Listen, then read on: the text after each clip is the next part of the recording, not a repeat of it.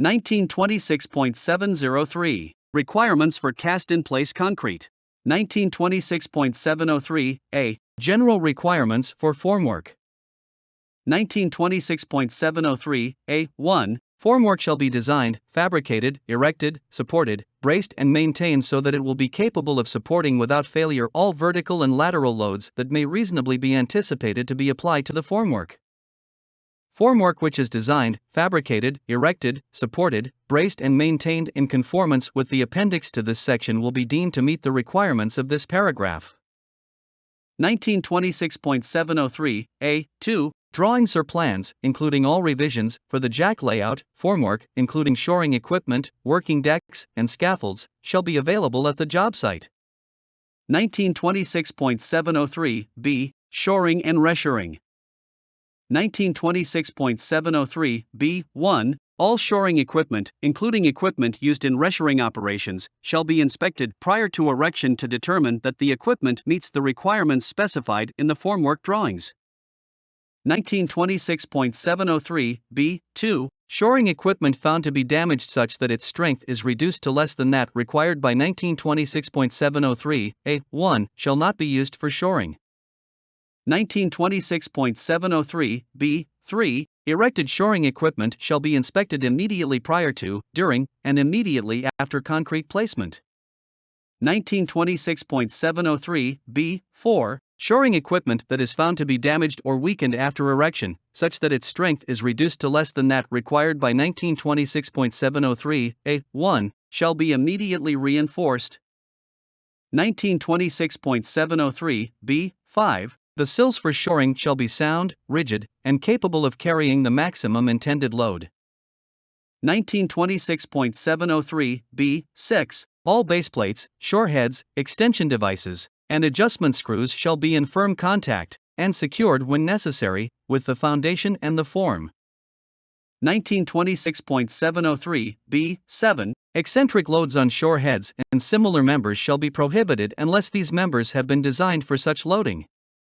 1926.703 8 Whenever single post shores are used one on top of another, tiered, the employer shall comply with the following specific requirements in addition to the general requirements for formwork. 1926.703 8 I through 1926.703 8 4 The design of the shoring shall be prepared by a qualified designer and the erected shoring shall be inspected by an engineer qualified in structural design.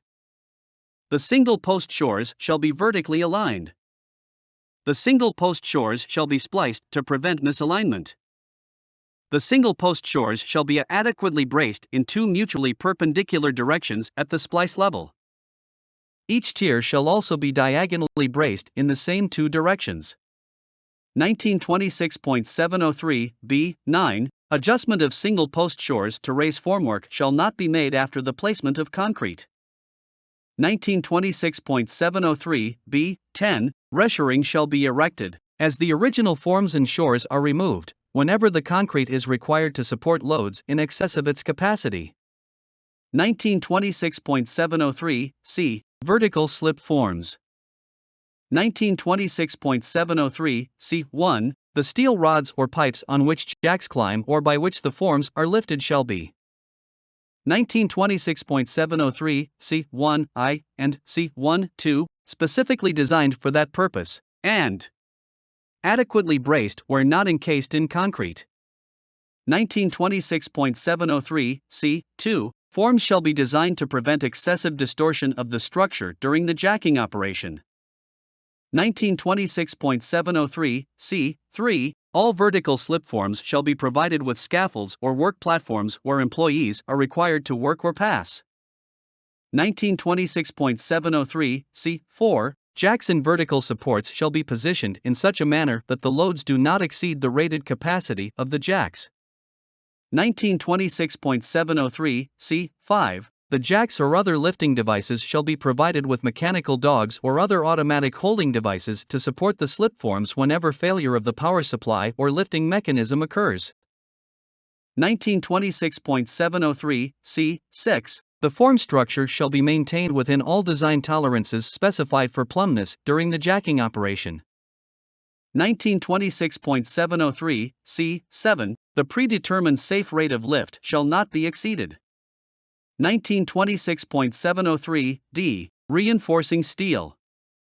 1926.703, D1, reinforcing steel for walls, piers, columns, and similar vertical structures shall be adequately supported to prevent overturning and to prevent collapse. 1926.703, D2, employers shall take measures to prevent unrolled wire mesh from recoiling. Such measures may include, but are not limited to, securing each end of the roll or turning over the roll. 1926.703, E, removal of formwork. 1926.703, E1, forms and shores, except those used for slabs on grade and slip forms, shall not be removed until the employer determines that the concrete has gained sufficient strength to support its weight and superimposed loads.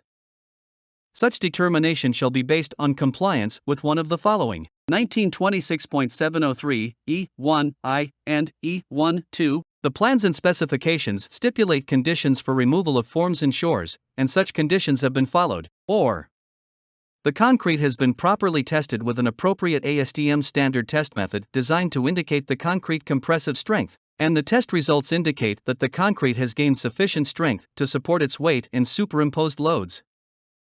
1926.703, E2, reshoring shall not be removed until the concrete being supported has attained adequate strength to support its weight and all loads in place upon it. This appendix is non-mandatory.